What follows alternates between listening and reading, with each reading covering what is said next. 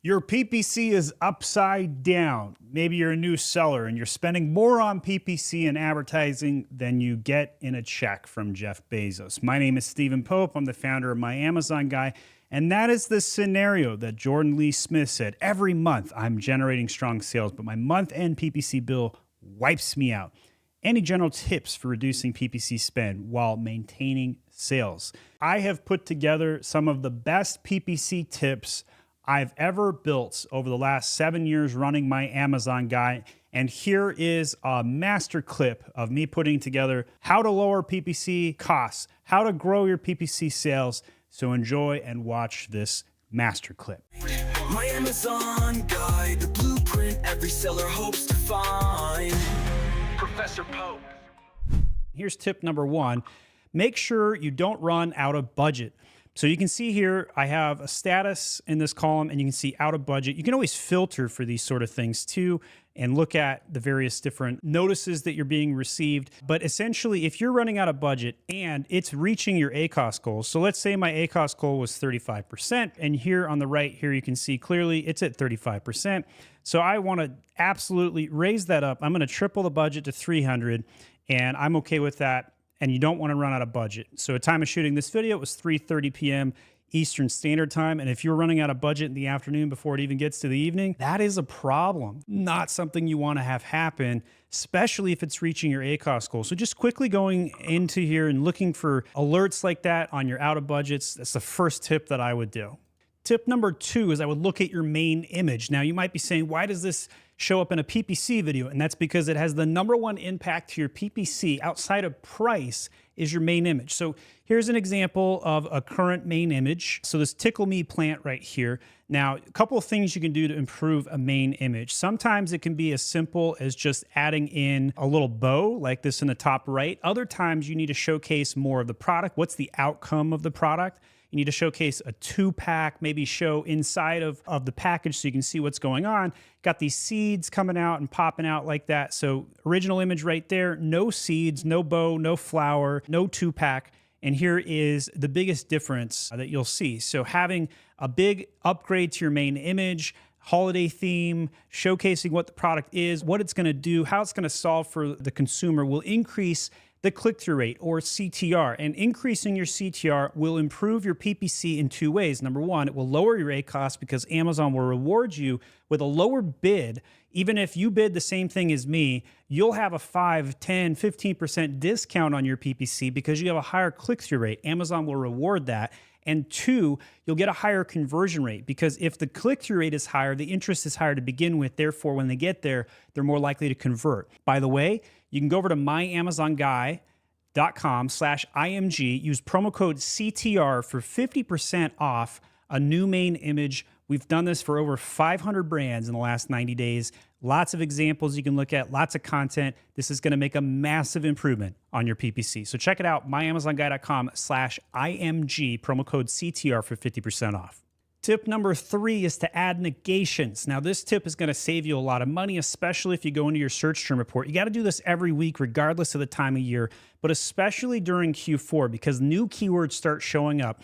So what you do is you go all the way into the ad group level and click on search terms. And here you can sort the spend by highest spend by clicking on spend twice. And in here, we can quickly ascertain if there's certain keywords that are not going to work on this campaign. So we got something at 88% ACOS natural soap for men. That may not work on this particular thing. You can go on the left-hand side here and add that as a negative exact match.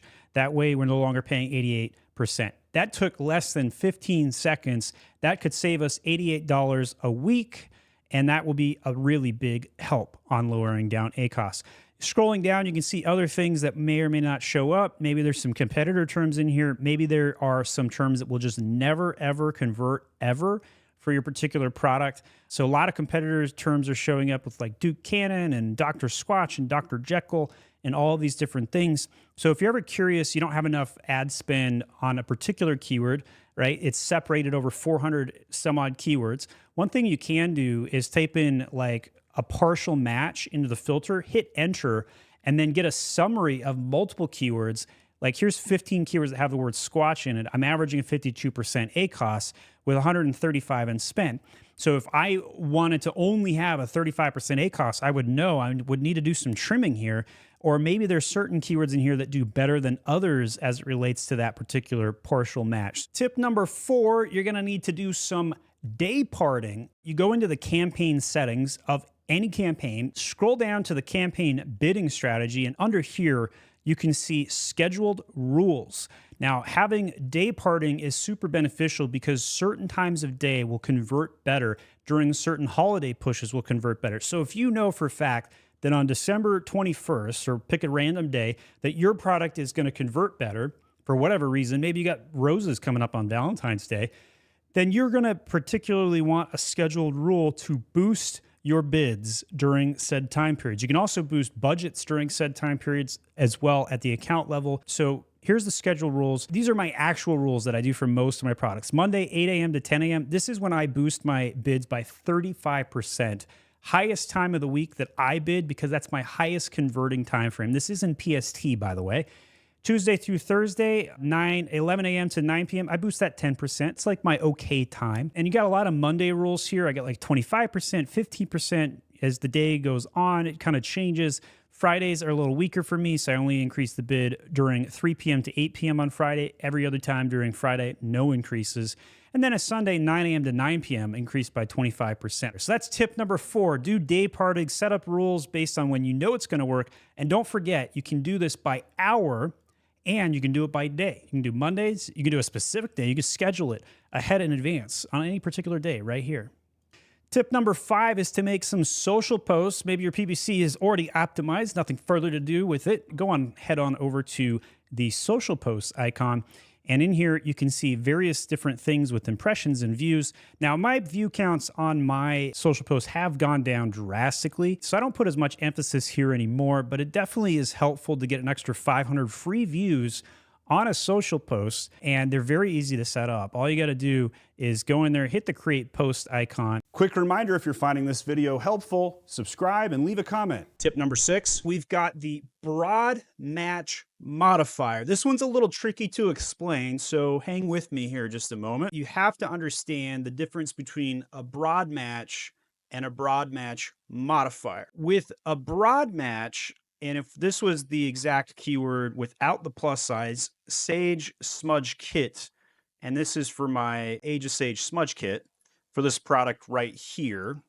And if I was going to do Sage Smudge Kit like this, Amazon could take this and modify any one of these words, find lookalike similar words.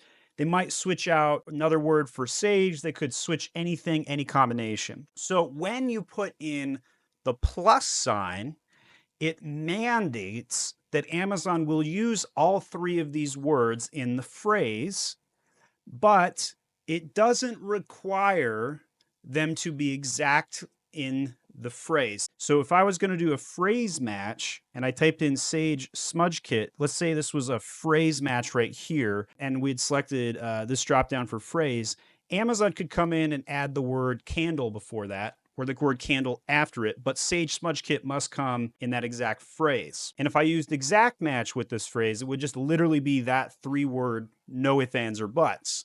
And because exact match advertising is getting more expensive, you have to start getting more creative, which is why the broad match modifier, and the way to do this is you're going to put a plus sign between each word. This allows Amazon to add words before and after, or even in between, those 3 words, but it requires those 3 words to be in the search term. So there's a lot of creative things that could come out about this when you think about the amount of abilities or possibilities that you gain from doing a broad match modifier. It's like taking a broad match keyword and zoning it in 1 layer deeper without the constraints of a phrase match. This is absolutely usable on any product and doesn't take a lot of advanced knowledge. Just go take one of your current broad match keywords, put 2 or 3 words in it, throw some plus signs in front of it, add the keyword to your campaign like this, and you're off to the races. Pretty similar bid as a broad match will get, but you're not going to get as many search terms on a broad match modifier because it's going to negate, in essence, any word or search term that doesn't include the combination, even if there's loose other keywords involved. Tip number 7 is creating an auto campaign for every SKU in the catalog, putting a $1 budget and a 5-cent bid. This can lead to some interesting results. This is especially a great tip for catalogs with lots of SKUs in them. So you can create one campaign with unlimited ad groups in it, or you can separate them out depending on how you like to segment things out. So this is an older campaign. I put the lifetime value on this. We averaged a 43% ACOS with this, but some products did really, really well, like 10% ACOS, and others didn't do so well. So you're going to have to test this. Sometimes it works, sometimes it doesn't. But the nice thing about this technique, especially if you have 30, 40, 50 different products on your catalog, it's going to get you some low bids in mass, and you're going to be able to test a very easy thing to set up. You can do a template upload in less than 10 minutes and get this done. 5-cent bid, $1 budget per ad group, and give it a go. Really easy to do, no maintenance required, no negations really, because you're only bidding 5 cents. Any traffic at that point would be good for your listings. Tip number 8 is how do you calculate your expected ACOS with some basic math?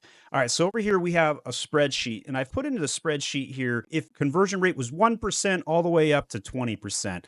Take your CPC bid at $1.32 right here, throw in just the amount of clicks you think you're going to have, and then you can estimate your cost per conversion, figure out your sales price, and then spit out the ACOS.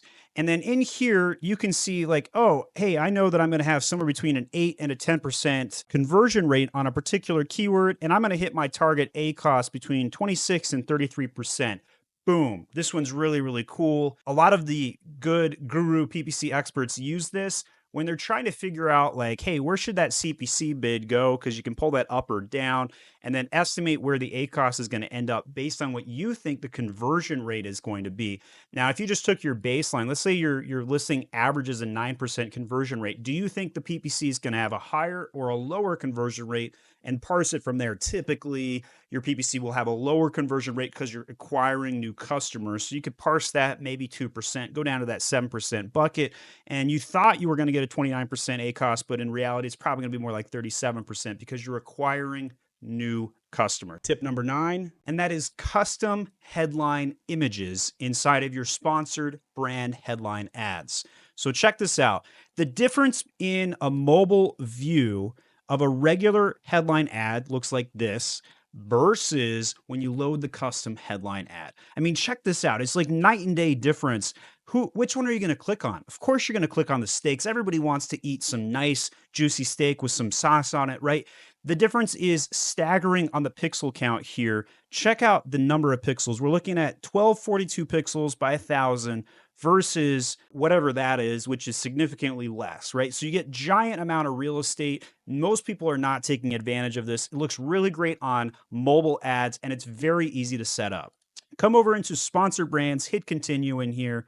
Go to product collection or spot headlight. Either one should work. And then load your product. And then inside of this, you're going to be able to come down. Looks like you have to do store spotlight specifically. Check your store. In here, you can load your headline and you can load the image next.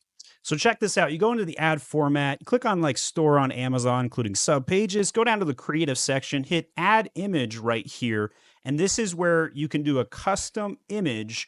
And then it spits out stuff like this. Here's the mobile view. You can see the difference between what could be and what is with the custom headline image, how much more space you take up, way more clicks going to happen. And lastly, tip number 10. This one is interesting because you can only collect 60 days of data inside of Seller Central. However, if you click on lifetime on the top right there and switch this to lifetime, you can get every single metric on your account. So I have personally on my own account spent $290,000 in pay-per-click advertising, $630K in sales with an ACOS of 46%. Now, keep in mind, I don't sell my own products to make a profit. That is a slightly high ACOS, but I do so aggressively to just kind of have some fun and showcase it. But I also know things like I have a 1/4 percentage point CTR, and you can see the ACOS go up and down, a lot of seasonality here where you can see experiments go wrong, 75% ACOS there, or things where I'm trying to launch a new product in October or September, 82%, but then we get into the December time frame and it pops on down to 47%. Want to know where all your clicks are coming from or how your traffic was generated? 14,000 clicks on all of my ads to date. And if you think about that, that's just under $1 per click with all that spend and all of those clicks. So really fun to see kind of the history of your account, especially if you're wondering to know like, hey, I didn't actually download any of my data. I forgot to use a PPC tool of some sort to store all of my PPC data. Well, at least you have some high level metrics. Come in and check out the lifetime value right here and go back in time to see what went right and what went wrong. If you liked my PPC video, click on these advertising playlist videos next.